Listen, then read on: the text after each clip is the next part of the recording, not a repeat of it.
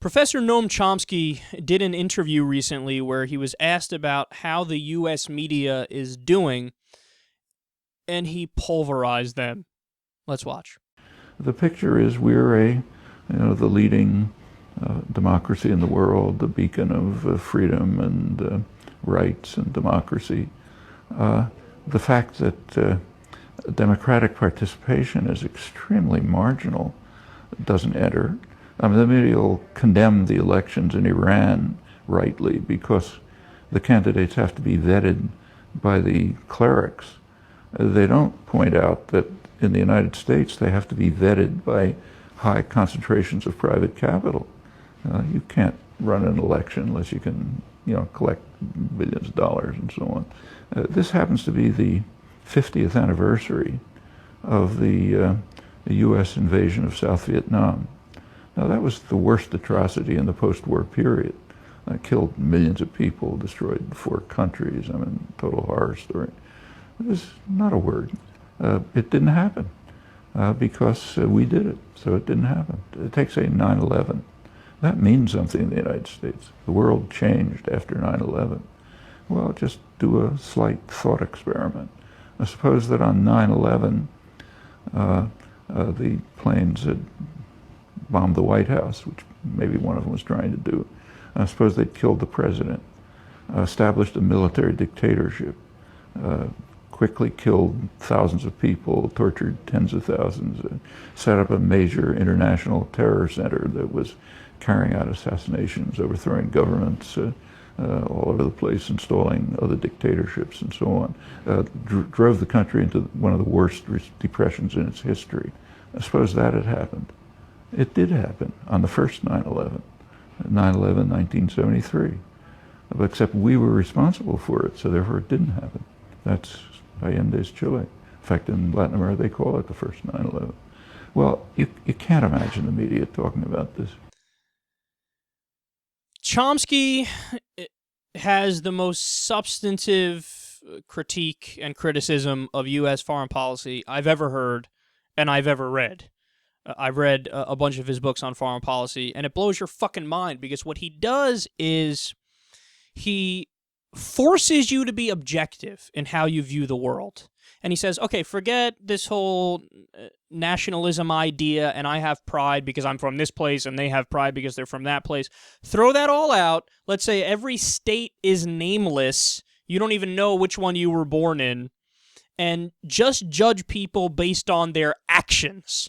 And then he'll walk you through, what places did what. And, of course, the U.S. post-World War II were basically a covert imperialistic power, where we're not as honest as, say, Britain was when they were a gigantic empire, or France or other empires in the past.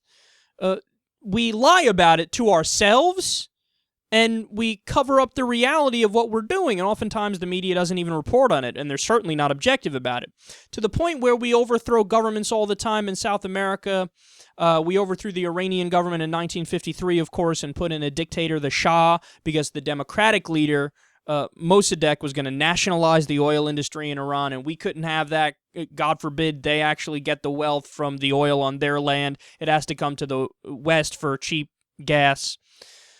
So he forces you to be objective, and he forces you to say, who's wrong in this scenario? And of course, post-World War II, the U.S. has been wrong in the overwhelming majority of their interventions. And he's saying, look at the fucking pathetic media, man.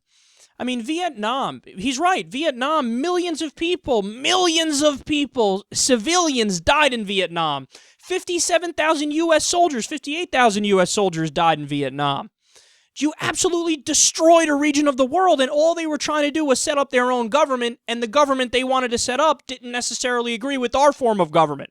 So we go halfway around the world and we destroy their fucking country and we kill them? That doesn't make any sense. And the argument was, oh, well, if Vietnam falls, then Malaysia will fall, then all these other places will fall to communism, and then they're coming to Kentucky. We knew that was bullshit. We knew that was a ridiculous argument.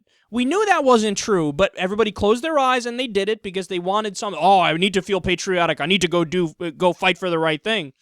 And the result was we committed acts of barbarism. We napalmed innocent villages, used Agent Orange on people, did these savage attacks on women and children. I mean, this is all documented in the Pentagon Papers. It was a big thing when they were released. This was another Edward Snowden-like situation where they said to the person who released the Pentagon Papers, "Oh, you're a traitor," and treated him like he was somebody who should be brought up on crimes.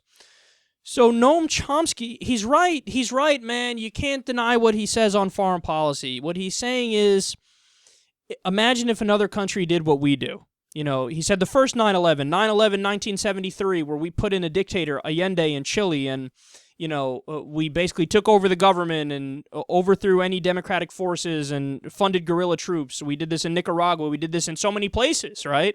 And he's like, could we fucking focus on that? The media doesn't focus on that. It's only what affected us. If it affects us, let's cry about it. Let's be upset about it. And if it affects anybody else in a negative way and we did it, well, then it doesn't count. Vietnam doesn't count. What we did in Chile doesn't count. And the other great point there was about, sure, in Iran, they get vetted by the clerics. Oh, that's terrible. Oh, that's horrendous. Oh, that's wrong. And it is, right? In the U.S., you get vetted by the mega-rich corporatocracy and the billionaires. You now need to raise over $1 billion to run for president and win and get your name out there enough. Is that not a similar kind of vetting? Oh, what? The vetting in that case is you're being vetted so that they know whether or not you'll totally sell out to them and not listen to the American people and only do their bidding? Is that bidding less bad because they don't necessarily believe in a goofy literalist interpretation of a religion? To me, both vettings seem horrendous and seem terrible and seem wrong. And Chomsky is one of the few guys who's willing to stand up and talk about this and be honest about this, which is why to this day he's a living legend.